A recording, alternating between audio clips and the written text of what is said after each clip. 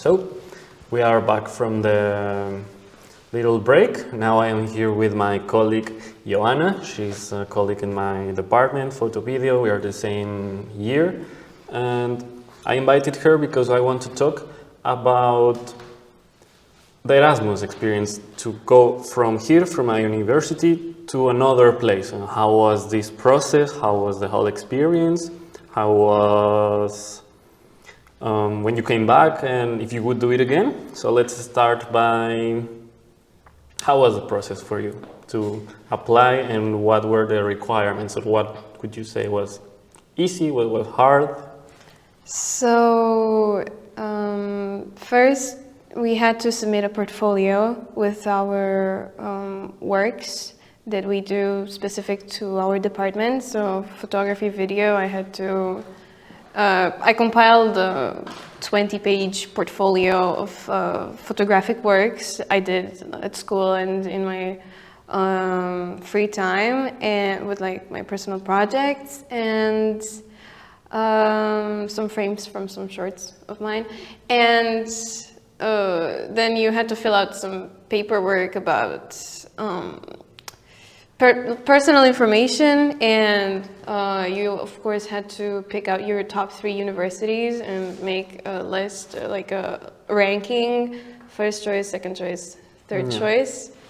And then you would just bring this all over. It had to be physical, and you had to bring it all over to the Erasmus coordinator. And at first it seemed kind of straightforward and easy, but it gets more complicated with yes. every little step. Also, something I remember that was very important is that to apply, you are not allowed to have any subject yet to finish. Like, all of them has to be, I don't know, you cannot have sports or whatever from last semester. You have to be up to date and have everything cleared. Oh yeah, before or like going.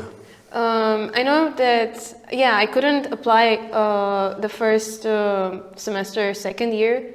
The first year, second semester, I wanted to apply, but I couldn't because I had to retake an exam. And you actually can go on Erasmus with like one exam that you have to retake, but you have to get it in written form from the professor that you're gonna actually pass it by the time that you leave for Erasmus. So like when you apply, you can still like have a failed exam, but you have to have like the confirmation of the professor where he says like, oh yeah, he's definitely gonna like pass by the time he's in your country. Yeah.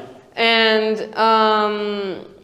it does get a bit trickier after you apply, and of course we also get graded on our portfolios, and I was really anxious about it, but I had like a really good grade, like out of I was not expecting that. Like, oh, so we were selected, and the options that we put based on the grade that we received in our portfolio. Mine was also quite nice, and I was like, look, but what is this? Oh, I was happy because I got my option, and it was pretty smooth in that sense. But I kind of remember that for you, because bureaucratic stuff and differences in the universities, when they start, when they, all of that. I actually wanted to talk about that nobody actually tells you that some universities start their application process way earlier than our institution, and they don't tell you this beforehand, like, be careful that if you apply here, it's going to be a late admission, and some may accept it, some may not, and they don't warn you about this stuff, or like, at least maybe our Erasmus coordinator just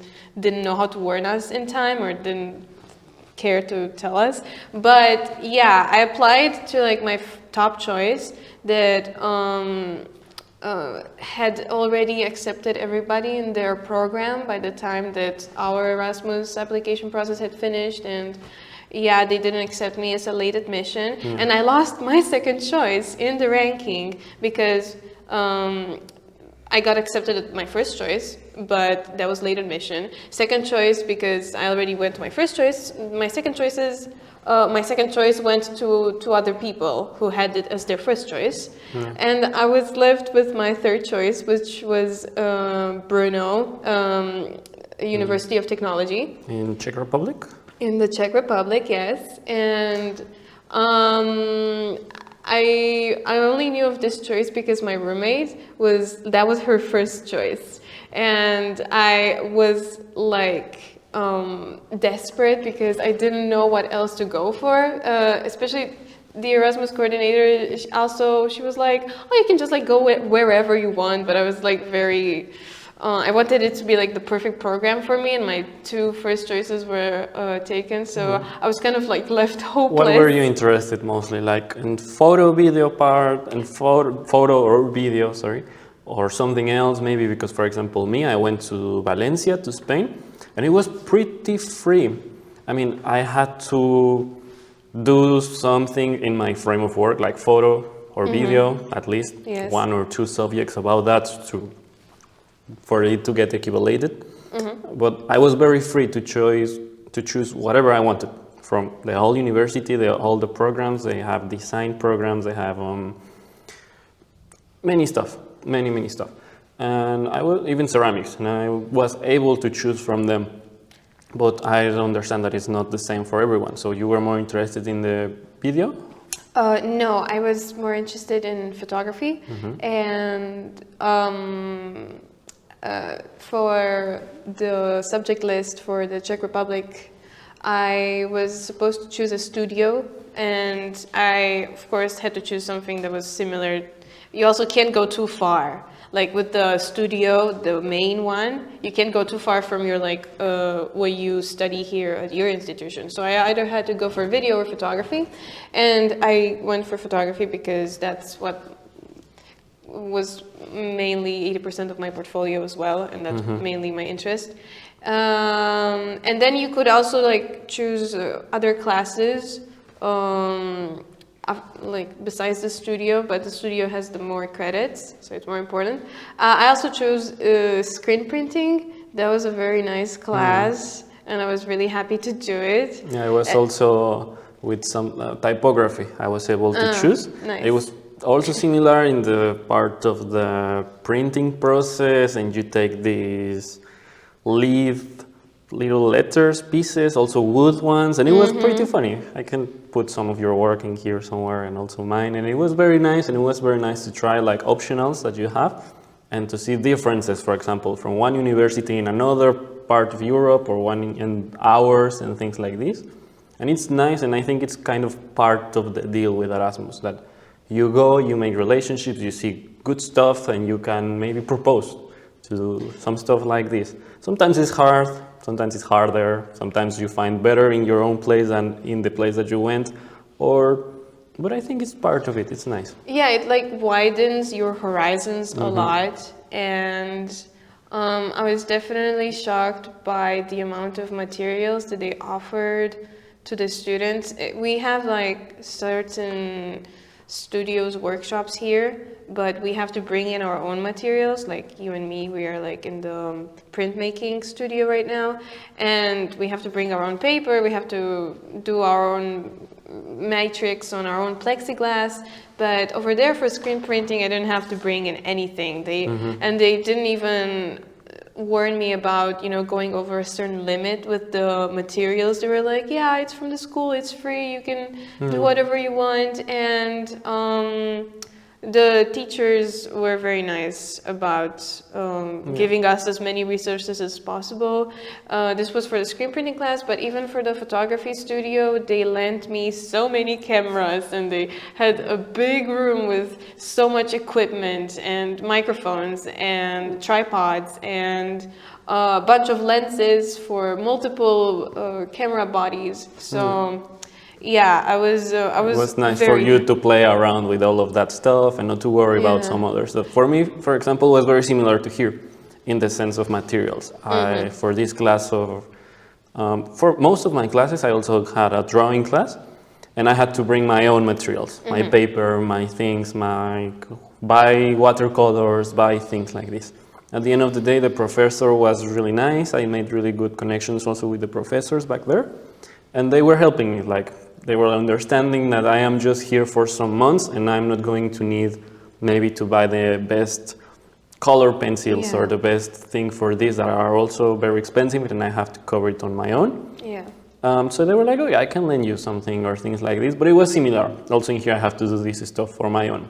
Yeah. But it was cool as well see differences, to see things, as you say. And also it's nice if you get the opportunity to play around with other stuff that you don't have at your own. Yeah, because I was really anxious before leaving for Erasmus because my camera, my own personal camera, had just broke. Yeah. And I was like, I'm going there and I'm going for the photography studio. And what am I gonna do? What am I gonna shoot with my hands?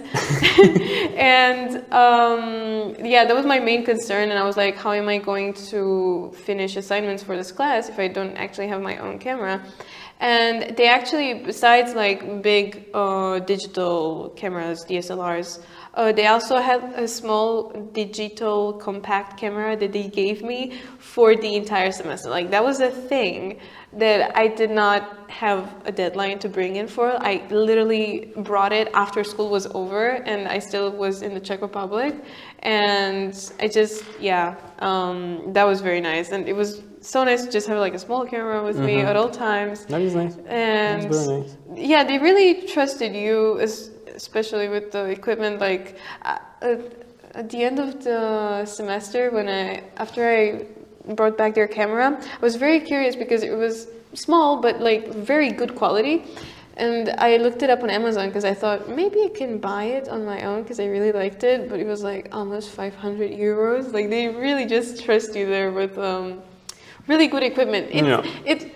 I liked that they liked and they trusted students. Yeah, also I must say that exchange students, international students, Erasmus, or how I am here in Romania, we are a bit spoiled, I would say. In many ways that the regular students are not. For example, in Erasmus, yes, we had to do as much as the other students most of the times, but the professors and everyone also understood that, okay, it's an exchange program as well. You have to worry also about other stuff and you have the opportunity to go with Erasmus, and it's like, it gives you a little bit more room, freedom somehow. And they understand, people understand that you are in your exchange, things are different, you don't have the same background as the other local students. So it was nice. Nice to be a little bit spoiled in that sense. Yeah, they're way more understanding. For example, we are lucky that what we study when we go in Erasmus especially gets so much easier in terms of like workload. But I saw other Erasmus students who were, because where I went, it's mostly technological university, like it has like the faculty of chemistry and engineering. And I saw so many Erasmus students just like stressing out so much about finals, but even in their cases the teachers were nice because they allowed them to retake exams like 4 times until they passed. And that's like not procedure, but they were... It also happened to me to see a couple of Erasmus exchange students. One of them was my colleague at the department. She was in the fashion department, and she was also very, very stressed out. But it's completely different things, and she had to do. And she also chose the hard classes for herself. She was really hoping to learn and to experience also different stuff and to put herself outside. That she did it a little bit too much, and she got a little bit stressed out during the semester. But everything turned out good. So yeah, that's good. Let's change to move forward a little bit to the experience itself. What would you say about it? Would you do it again? Would you go somewhere else? Maybe there are many opportunities to go with Erasmus. I mentioned them before with the other colleagues that were here. For example, there is also internship. There is also Solidarity Corps, I did it during summer. There is also trainships, also things for entrepreneurship, and other things around also for professors. It's nice. How was your experience in a little resume, and would you do it again? My experience was amazing. I was very lucky to go to a city that is really to my for example, Bucharest is a very big capital, very loud, very noisy, very crowded. And Brno, where I went, is like the second biggest city in Czech Republic, but it's quite small, even though it's like the second biggest city in the country. And it was very quiet most of the time. Like after 6 p.m., you'd barely see people outside. Most people would be inside somewhere like at a bar or a cafe or just inside their house. But they're like very quiet, living, slow living people. And the transportation was so nice. The trams would stop every 5 meters, and they would always be on time, and every tram came like every 3 minutes or something, and they had very nice night buses as well, and I felt very safe in that city, especially as a girl. In Bucharest, it can be quite dangerous.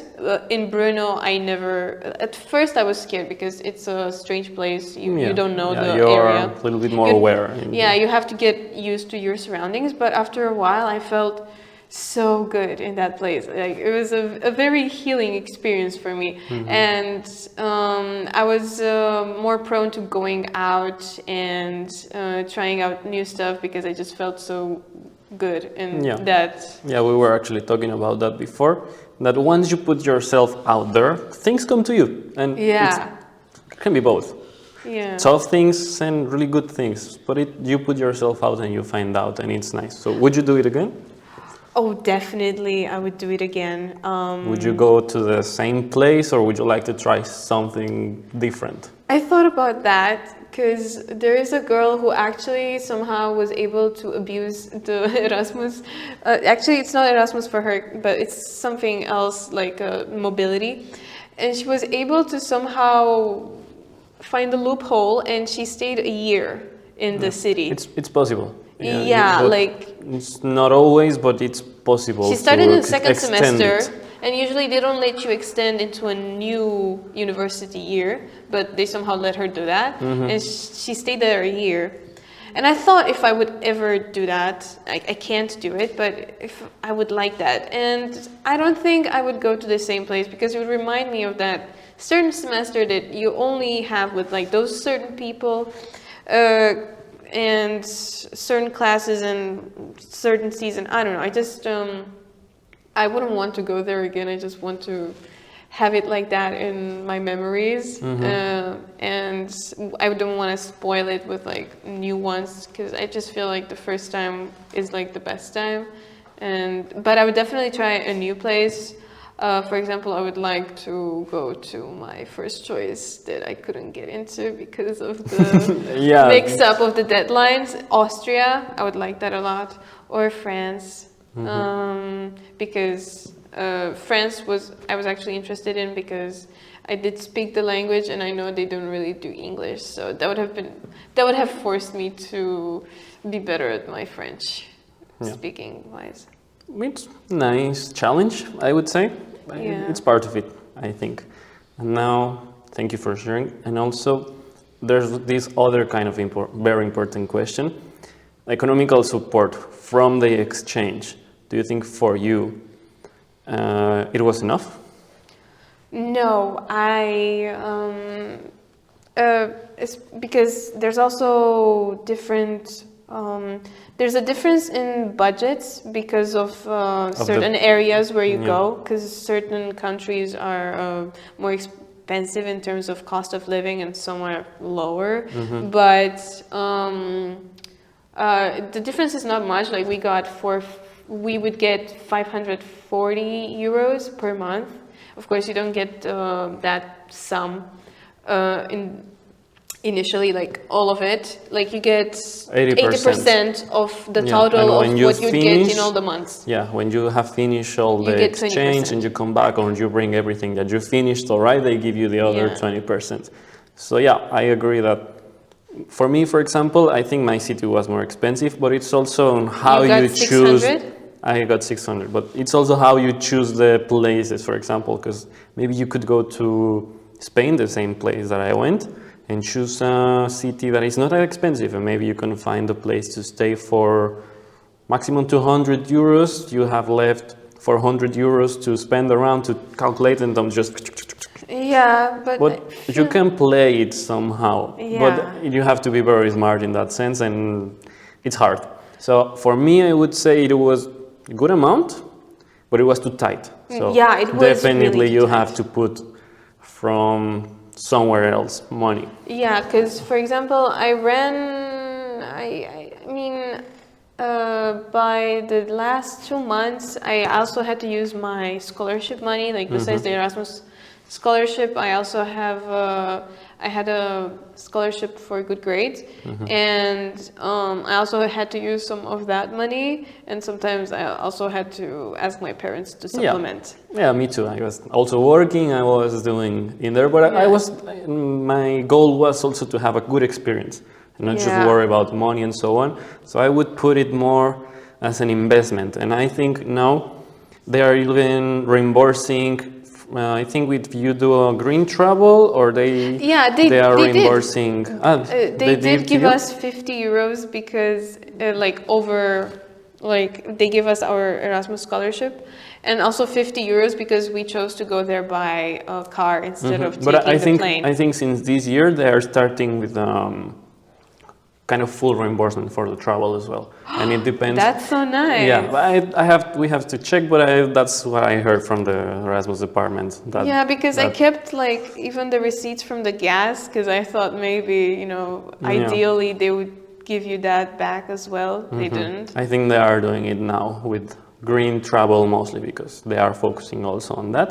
Also, for example, in the thing that I did with Solidarity Corps, they do the same. They reimburse you up to a certain amount depending on the distances that you are traveling, and you have more right to more bigger amount if the travel is green. For example, buses, trains, sometimes even cars. I'm not so sure, but it depends on that sense. So, yeah, that's very nice. Yeah. But I definitely feel like the money that they give you in total is not enough. And I know we have a certain politician in the European Parliament that is advocating for a raise in the Erasmus budget. Yeah, and to make it more available for. Yeah, because It's not people available consider for it everyone. as an endeavor for rich kids, which it kind of is. Like you either work really hard to get a lot of money.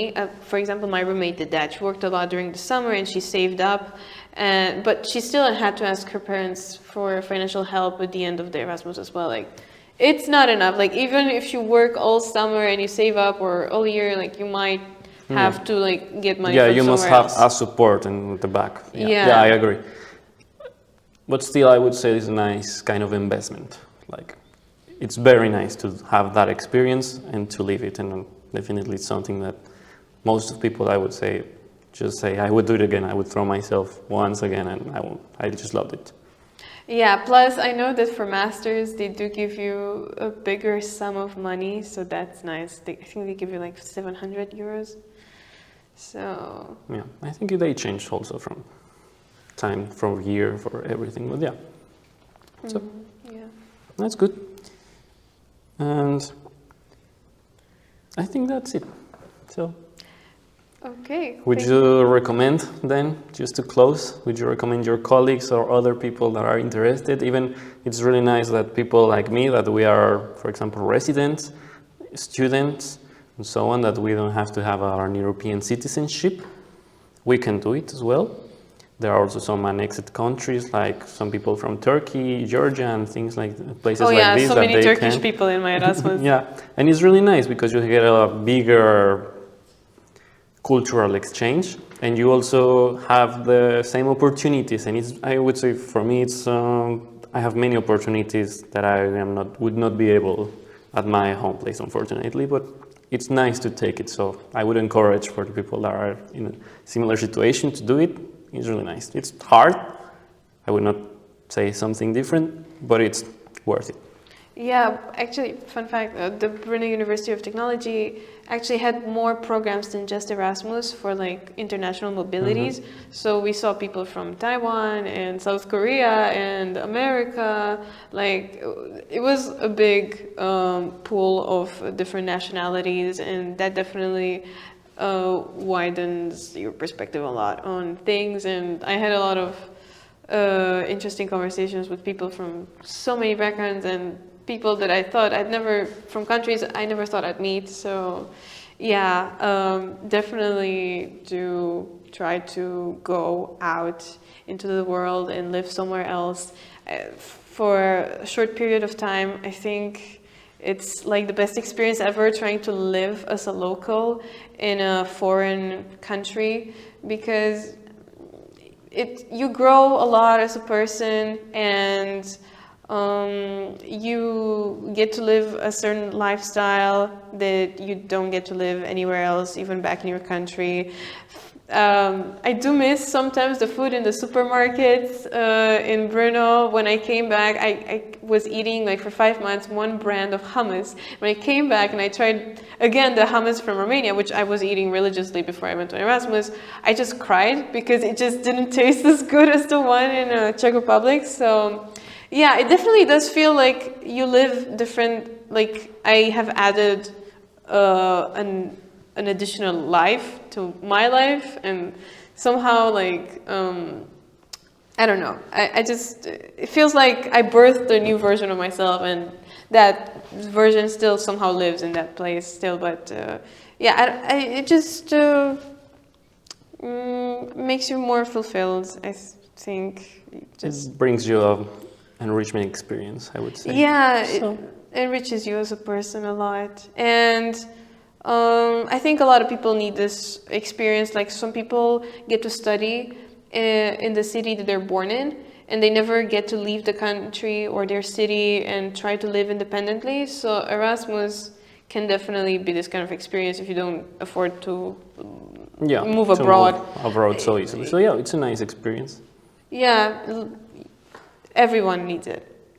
And thank you, the European Union, for allowing this program to exist. And please give us more money.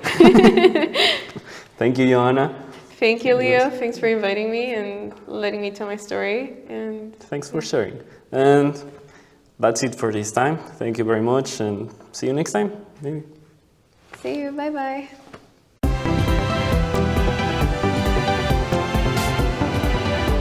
Feedback Radio Podcast.